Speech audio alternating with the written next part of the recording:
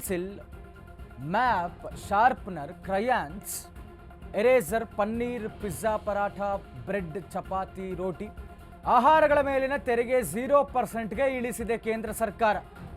Car, bike, TV, fridge ಕೊಳ್ಳುವವರಿಗೆ ಒಂದು ರೀತಿಯಲ್ಲಿ ಧಮಾಕ. ಕೃಷಿ ಸಂಬಂಧಿತ ಯಂತ್ರ, ಸಿಮೆಂಟ್ ಬೆಲೆಯೂ ಕೂಡ ಇಳಿಕೆ ಆಗ್ತಾ ಇದೆ. ಹೊಲಿಗೆ ಯಂತ್ರದ ರೇಟ್ ಇಳಿಸಲು ಮುಂದಾಗ್ತಾ ಇದೆ ಕೇಂದ್ರ ಸರ್ಕಾರ. ಆಹಾರಗಳ ಮೇಲಿನ ತೆರಿಗೆ ಏನಿತ್ತು ಅದನ್ನು ಇಳಿಸಿದೆ ಕೇಂದ್ರ ಸರ್ಕಾರ, 0%ಗೆ ಇಳಿಸಿದೆ.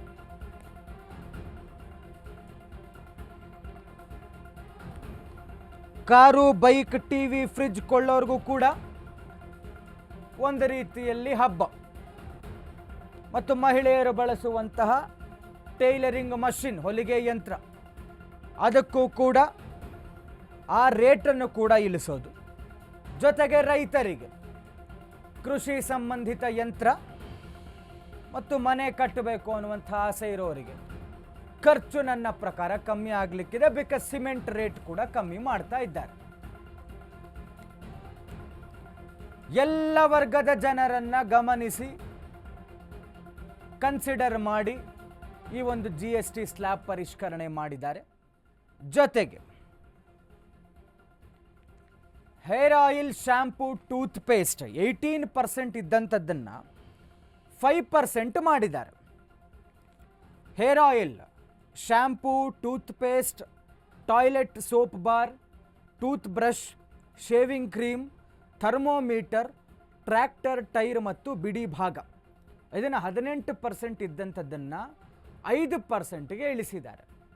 ಅಂದರೆ ಇಲ್ಲಿ ದಿನಂಪ್ರತಿ ಬಳಸುವಂತಹ ವಸ್ತುಗಳು ಒಂದು ಕಡೆ ಆದರೆ ಎಲ್ಲ ವರ್ಗದವರನ್ನು ಗಮನಾರ್ಹಕ್ಕೆ ತೆಗೆದುಕೊಂಡು ಇವರು ಮಾಡಿರುವಂತಹ ಪರಿಷ್ಕರಣೆನ ನಾವು ನೋಡ್ಬೋದು. ಜೊತೆಗೆ 12% ಇದ್ದಂಥದ್ದನ್ನು 5%ಗೆ ಇಳಿಸಿದ್ದಾರೆ. ಟ್ರ್ಯಾಕ್ಟರ್, ಕನ್ನಡಕದ ಮಸೂರ ಅಂದರೆ ಗ್ಲಾಸ್, ಕನ್ನಡಕದ ಗ್ಲಾಸ್, ಗ್ಲೂಕೋಮೀಟರ್, ಟೆಸ್ಟ್ ಸ್ಟ್ರಿಪ್ಸ್, ಹನಿ ನೀರಾವರಿ, ತುಂತುರು ನೀರಾವರಿ ಉಪಕರಣ, ಬೆಣ್ಣೆ, ತುಪ್ಪ, ಚೀಸ್ ಪ್ಯಾಕ್ ಆದಂತಹ ನಮ್ಕೀನ್, ಮಿಕ್ಸ್ಚರ್, ಫೀಡಿಂಗ್ ಬಾಟಲ್, ಮಕ್ಕಳಿಗೆ ಫೀಡಿಂಗ್ ಬಾಟಲ್, ಅಡುಗೆ ಪಾತ್ರೆ, ಬೇಬಿ ನ್ಯಾಪ್ಕಿನ್, ಡೈಪರ್, ಹೊಲಿಗೆ ಯಂತ್ರದ ಬಿಡಿ ಭಾಗಗಳು, ಬೈಸಿಕಲ್, ಬಾಚಣಿಗೆ ಮತ್ತು ಛತ್ರಿ, ಕೊಡೆ.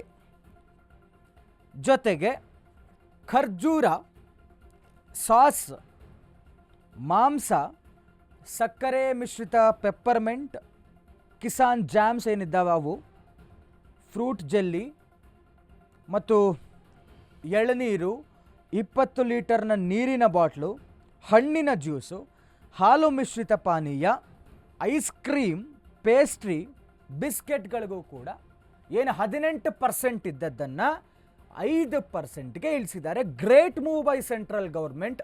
ಅದ್ಭುತವಾದಂತಹ ಒಂದು ಪರಿಷ್ಕರಣೆ ಇವರುಗಳು ಮಾಡಿರುವಂಥದ್ದು.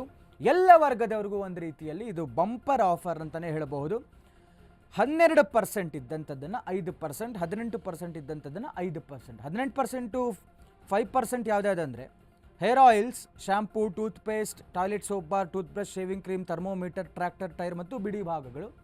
ಇದರ ಹೊರತು ಬಹುಮುಖ್ಯವಾಗಿ ಆಹಾರದ ವಿಚಾರದಲ್ಲಿ ಗಮನಿಸೋದಾದರೆ 12% ಟು 5% ಆಗಿರುವಂಥದ್ದು ಬೆಣ್ಣೆ, ತುಪ್ಪ, ಚೀಸ್ ಪ್ಯಾಕ್ ಆದಂಥ ನಮ್ಕೀನ್, ಮಿಕ್ಸ್ಚರ್, ಅಡುಗೆ ಪಾತ್ರೆಗಳು.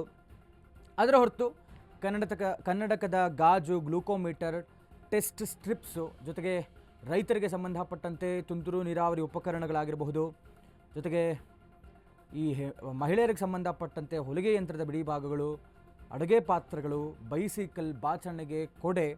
ಅದರ ಹೊರತು ಊಟದ ವಿಚಾರದಲ್ಲಿ, ಆಹಾರದ ವಿಚಾರದಲ್ಲಿ ನೋಡೋದಾದರೆ ಖರ್ಜೂರ, ಸಾಸ್, ನಾನ್ ವೆಜ್ ಪ್ರಿಯರಿಗೆ ಮಾಂಸದ ವಿಚಾರದಲ್ಲೂ ಅದು 12ರಿಂದ 5%ಗೆ ಇಳಿದಿದೆ. ಸಕ್ಕರೆ ಮಿಶ್ರಿತ ಪೆಪ್ಪರ್ಮೆಂಟ್ ಆಗಿರ್ಬೋದು, ಜಾಮ್, ಎಳನೀರು, 20 ಲೀಟರ್ನ ನೀರಿನ ಬಾಟಲಿ,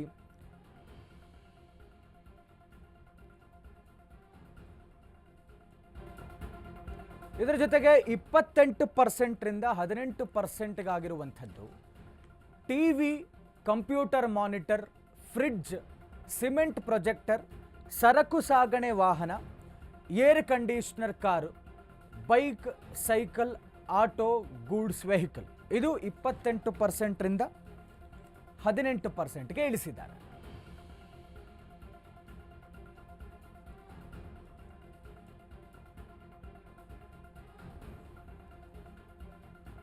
ಇನ್ನು ಯಾವೆಲ್ಲ ವಸ್ತುಗಳಿಗೆ ಅಂದರೆ ದುಬಾರಿ ಶೇಕಡ ಆಗಿದೆ ಅನ್ನುವಂಥದ್ದು 40% ಆಗಿರುವಂತಹ GST ವಸ್ತುಗಳು.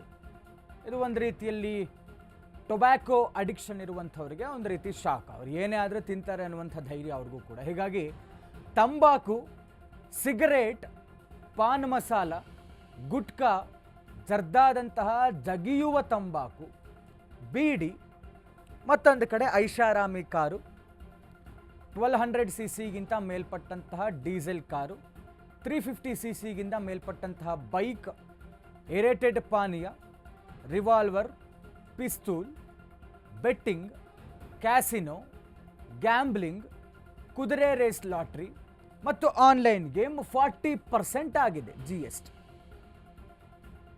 ಇದು ಒಂದು ರೀತಿಯಲ್ಲಿ ಶಾಕ್. ತಂಬಾಕು ಮತ್ತು ಅದರ ಉತ್ಪನ್ನಗಳು, ಸಿಗರೇಟ್, ಪಾನ್ ಮಸಾಲ, ಗುಟ್ಕಾ, ಬೀಡಿ, ಈ ಥರದ ಎಲ್ಲ ವಿಚಾರದಲ್ಲೂ, ಜೊತೆಗೆ ಐಷಾರಾಮಿ ಕಾರುಗಳು, 1200 cc ಮೇಲ್ಪಟ್ಟ ಪೆಟ್ರೋಲ್ ಹಾಗೂ 1500 cc ಮೇಲ್ಪಟ್ಟಂತಹ ಡೀಸೆಲ್ ಕಾರುಗಳು, 350 cc ಮೇಲ್ಪಟ್ಟಂತಹ ಮೋಟಾರ್ ಸೈಕಲ್, ಏರೇಟೆಡ್ ಪಾನೀಯ, revolver, pistol, betting, casino, gambling, ಕುದುರೆ ರೇಸ್ ಲಾಟರಿ, ಆನ್ಲೈನ್ ಗೇಮ್. ಈ ಬೈಕ್ ಪ್ರಿಯರು ಏನಿದ್ದಾರಲ್ಲ ಅವ್ರಿಗೊಂದು ರೀತಿಯಲ್ಲಿ ಶಾಕ್. ಹೌದು, ಜೊತೆಗೆ ತಂಬಾಕು ಪ್ರಿಯರು, ಅಡಿಕ್ಷನ್ ಇರುವಂಥವ್ರಿಗೂ ಕೂಡ ಶಾಕ್.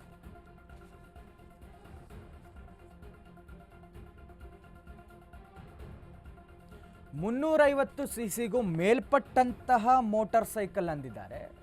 ಕನ್ಫ್ಯೂಷನ್ ಇದೆ. 350 cc ಅಥವಾ ಆ ಸಂಬಂಧಪಟ್ಟಂಥ ಬೈಕ್ಗಳಿಗೆ ಗೊತ್ತಿಲ್ಲ, ಬಟ್ ಮೇಲ್ಪಟ್ಟಂಥ ಅನ್ನುವಂಥದ್ದು ಕೊಟ್ಟಿದ್ದಾರೆ. ಇದೆಲ್ಲವೂ ಕೂಡ ಸೆಪ್ಟೆಂಬರ್ 22ರಿಂದ ಜಾರಿಯಾಗ್ತಾ ಇದೆ. ಈ GST ಪರಿಷ್ಕರಣೆ ಏನಾಗಿದೆಯಲ್ಲ, ಸ್ಲ್ಯಾಬ್ಸ್ ಪರಿಷ್ಕರಣೆ, ಒಂದು ರೀತಿಯಲ್ಲಿ ಕಾಸ್ಟ್ಲಿ ಐಟಮ್ಸ್ ಏನಿದ್ದಾವೆ, ಐಷಾರಾಮಿ ಕಾರುಗಳು, ಇವೆಲ್ಲವೂ ಕೂಡ 40%. ಉಳಿದಂಥ ಎಲ್ಲ ವರ್ಗದವರನ್ನ ಗಮನದಲ್ಲಿಟ್ಟುಕೊಂಡು ರೈತರು, ಮಹಿಳೆಯರು ಎಲ್ಲರಿಗೂ ಕೂಡ. ಹೀಗಾಗಿ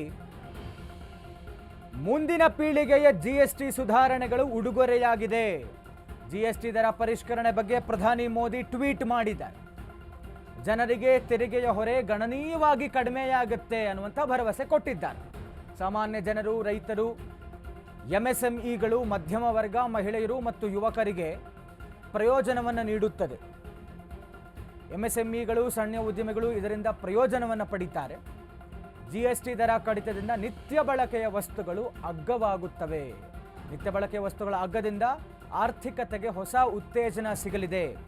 GST ಪರಿಷ್ಕರಣೆ ಬಗ್ಗೆ ಎಕ್ಸ್ನಲ್ಲಿ ಪ್ರಧಾನಿ ನರೇಂದ್ರ ಮೋದಿ ಪೋಸ್ಟ್ ಮಾಡಿದ್ದಾರೆ. ಇದು ಒಂದು ರೀತಿಯಲ್ಲಿ GST ಸುಧಾರಣೆ ಮುಂದಿನ ಪೀಳಿಗೆಗೂ ಉಡುಗೊರೆ ಆಗುತ್ತೆ ಅಂತ.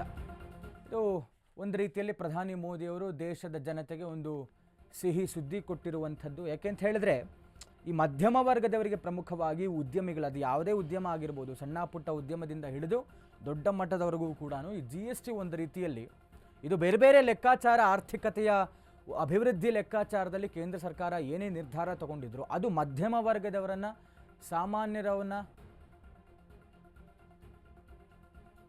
During my Independence Day speech, I had spoken about our intention to bring the next generation reforms in GST ಅನ್ನುವಂಥದ್ದು ಏನು ಮೆನ್ಷನ್ ಮಾಡಿದ್ದಾರೆ ಪ್ರಧಾನಿ ಮೋದಿ ಅವರು. ಇತ್ತೀಚಿನ ಆಗಸ್ಟ್ 15ರ ಸ್ವಾತಂತ್ರ್ಯೋತ್ಸವ ಭಾಷಣದಲ್ಲಿ ದೇಶದ ಜನತೆಗೆ ಒಂದು ರೀತಿಯಲ್ಲಿ ಇದನ್ನು ಹೇಳಿದರು. ಮುಂದಿನ ಪೀಳಿಗೆಗೆ ಈ GST ಬದಲಾವಣೆ ಏನಿದೆಯಲ್ಲ ಇದರ ಉಪಯೋಗವನ್ನು ಉಡುಗೊರೆಯಾಗಿ ಕೊಡಬೇಕು ಅನ್ನುವಂಥ ಮಾತನ್ನು ಹೇಳಿದರು.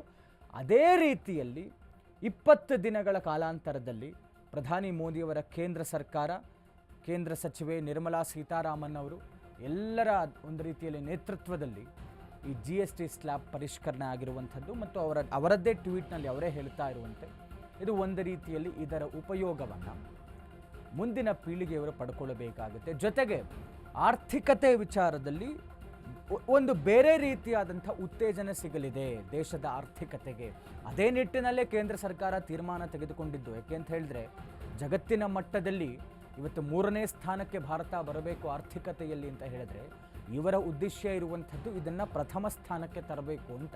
ಇದಕ್ಕೆ ಕಾಂಪಿಟೇಷನ್ ದೊಡ್ಡ ಮಟ್ಟದಲ್ಲಿದೆ. ಅದನ್ನು ನಿಭಾಯಿಸುವುದಕ್ಕೆ ಒಂದಷ್ಟು ಮಾರ್ಗಗಳನ್ನು, ಒಂದಷ್ಟು ಪ್ಲ್ಯಾನಿಂಗ್ಸನ್ನು ಮಾಡ್ತಾ ಇರುವಂಥದ್ದು ಕೇಂದ್ರ ಸರ್ಕಾರ. ಹೀಗಾಗಿ ಅದರ ಭಾಗವಾಗಿ GSTನ ಇವರು ತಂದಿದ್ದರು. ಇದರಲ್ಲಿ ಹೊರೆ ಒಂದು ಕಡೆ ಆಗತ್ತೆ, ಪರ ವಿರೋಧಗಳ ಚರ್ಚೆ ಅಂತೂ ಆಗೇ ಆಗಿದ್ದಿದೆ ಪ್ರತಿಪಕ್ಷಗಳ ಕಡೆಯಿಂದ. ಮತ್ತು ಇವರು ಆ ಮಟ್ಟದಲ್ಲಿ ನಿರ್ಧಾರ ತೆಗೆದುಕೊಂಡಾಗ ಅದು ಜನಸಾಮಾನ್ಯರಿಗೆ ರೀಚ್ ಆಗುವಾಗ ಅಥವಾ ಮಧ್ಯಮ ವರ್ಗದ ಉದ್ಯಮಿಗಳಿಗೆ ರೀಚ್ ಆಗುವಾಗ ಒಂದಷ್ಟು ಗೊಂದಲಗಳು ಇದ್ದೇ ಇರುತ್ತೆ, ಹೊರೆ ಅಂತ ಅನಿಸುತ್ತೆ. ಆ ನಿಟ್ಟಿನಲ್ಲಿ ಇವರ ನಿರ್ಧಾರದಲ್ಲಿ ಪರಿಷ್ಕರಣೆಗಳನ್ನ ಮಾಡಿರುವಂಥದ್ದು ಎಲ್ಲ ವರ್ಗದವರಿಗೂ ಕೂಡ, ರೈತರು, ಮಹಿಳೆಯರು, ಆರೋಗ್ಯದ ವಿಚಾರ ಎಲ್ಲವೂ ಕೂಡ